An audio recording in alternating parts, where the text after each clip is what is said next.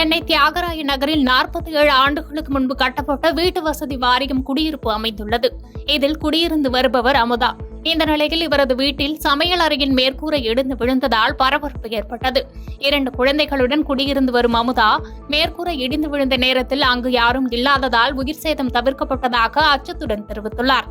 மேலும் 47 ஆண்டுகளுக்கு முன்பு கட்டப்பட்ட குடியிருப்பு வாரியம் சேதமடைந்து வருவதால் உயிர் சேதம் ஏற்படும் முன்பு துறை சார்ந்த அதிகாரிகள் நடவடிக்கை எடுக்க கோரிக்கை வைத்துள்ளார்.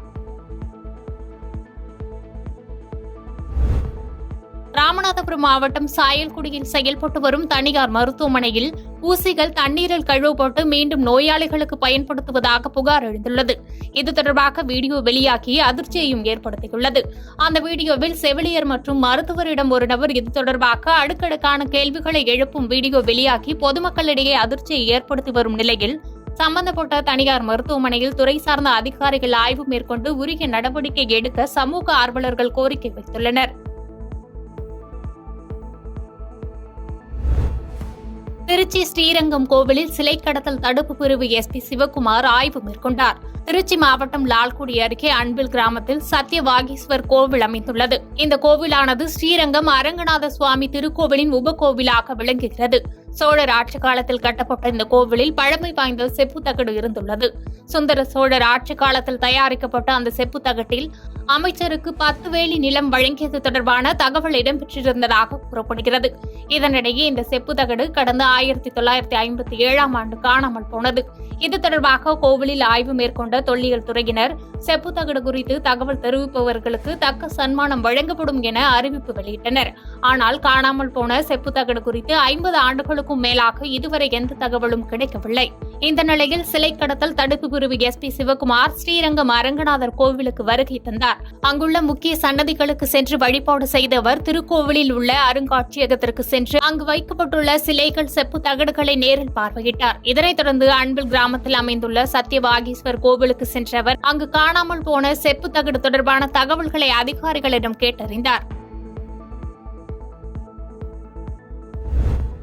தாராபுரத்தை அடுத்த குண்டடம் அருகே அனுமதியின்றி சட்டவிரோதமாக கிராவல் மண் வெட்டி கடத்த முயற்சி செய்த சம்பவத்தில் 2 டிப்பர் லாரிகள் ஒரு மணல் அள்ளும் இயந்திரத்தை தாசில்தார் பறிமுதல் செய்தார்.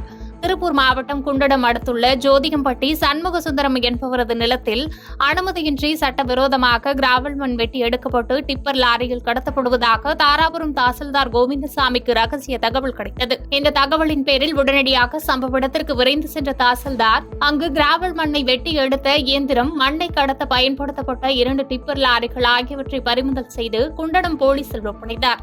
மேலும் இது தொடர்பாக தாசில்தார் குண்டடம் போலீசில் புகார் செய்தார். இப்புகாரின் பேரில் குண்டடம் போலீஸ் துணை ஆய்வாளர் பழனிசாமி வழக்கு பதிவு செய்து விசாரணை நடத்தி வருகிறார். திருவள்ளூர் அடுத்த காக்கலூர் தொழிற்பேட்டையில் உள்ள ஜென் பெயிண்ட் தொழிற்சாலையில் சோபனா, சுகந்தி, பார்த்தசாரதி, புஷ்கர் என 4 பேர் வழக்கமாக பணியில் இருந்தனர். இந்த நிலையில் திடீரென்று ஏற்பட்ட தீ விபத்தில் உள்ளே பணியில் இருந்த 4 பேரில் சோபனா மட்டும் வெளியே தப்பித்து வந்துள்ளார். மேலும் பார்த்தசாரதி, சுகந்தி, புஷ்கர் நிலை என்னவென்று தெரியாமல் இருந்து வந்தது. தீயை கட்டுப்பாட்டுக்குள் கொண்டு வந்த தீயணைப்பு துறையினர் இடிபாடுகளில் சிக்கியிருந்த 2 உடல்களை மட்டும் தீயில் எரிந்த நிலையில் எலும்புக்கூடாக மீட்டெடுத்தனர். மற்றொருவரின் நிலை என்னவென்று தெரியாத நிலையில் அவரின் உடல் இடிபாடுகளுக்குள் சிக்கி இருக்கிறதா என்று தேடும் பணியில் ஈடுபட்டனர். மேலும் தீ விபத்து ஏற்பட்டு பாய்லர் வெடித்து சிதறியதில் சாலையில் இருசக்கர வாகனத்தில் சென்ற தனியார் தொழிற்சாலை ஊழியர் சீனிவாசன் சம்பவ இடத்திலேயே உயிரிழந்தார். சம்பவம் நடந்த இடத்தில் திருவள்ளூர் மாவட்ட ஆட்சியர் பிரபுசங்கர் மற்றும் காவல் கண்காணிப்பாளர் சீனிவாச பெருமாள் நேரில் சென்று ஆய்வு செய்தனர். மேலும் தொழிற்சாலையின் நிர்வாக உரிமையாளர் கணபதி கைது செய்யப்பட்டு விசாரணை மேற்கொள்ளப்பட்டு வருவதாகவும், தொழிற்சாலை சட்ட விதிகளுக்கு புறம்பாக செயல்பட்டிருந்தால் நிர்வாகத்தின் மீது நடவடிக்கை எடுக்கப்படும் என்றும், உயிரிழந்தவர்களுக்கு உரிய நிவாரணம் பெற்றுத்தர நடவடிக்கை எடுக்கப்படும் என்றும் உறுதியளித்தனர். ஜென் பெயிண்ட்ஸ் என்ற நிறுவனத்தில் இன்று மாலை 4 மணியளவில் தீ விபத்து ஏற்பட்டது.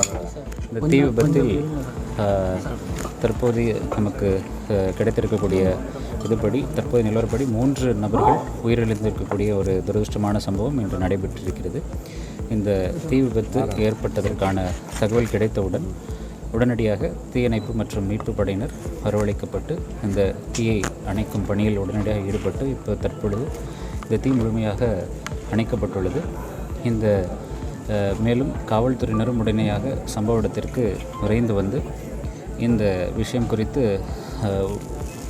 உடனடி விசாரணை மேற்கொண்டு இந்த நிறுவனத்தின் உரிமையாளர் அவர்கள் மீதும் காவல் நடவடிக்கை எடுக்கப்பட்டு அவர் கைது செய்யப்பட்டுள்ளார். இதில் ஒரு 6 பேர் வேலை பார்க்குறாங்க. இன்றைக்கி 2 பேர் லீவு, 4 பேர் வந்திருக்கிறாங்க. அதில் ஒரு லேடி அக்கௌண்டண்ட்டு, அவங்க சிம்பிள் இன்ஜுரி ட்ரீட்மெண்ட்டில் இருக்கிறாங்க. ஒரு 2 பாடி நம்ம ஐடென்டிஃபை பண்ணியிருக்கோம். உள்ள அவுட் ஆஃப் 3 பாய்லர்ஸு 2 பர்ஸ்ட் ஆனதாக இன்ஃபர்மேஷன். ஃபாரன்சிக் எக்ஸ்பர்ட் விசாரிச்சதா எப்படி சோர்ஸ் ஆஃப் ஃபயர்னு தெரியும். பாதகம் செய்பவரை கண்டால் நாம் பயங்கொள்ளலாகாது பாப்பா, மோதி மிதித்து விடு பாப்பா, அவர் முகத்தில் உமிழ்ந்து விடு பாப்பா. அண்மை செய்திகளை உடனுக்குடன் தெரிந்து கொள்ள இணைந்திருங்கள் இயம்நாடு தொலைக்காட்சியுடன்.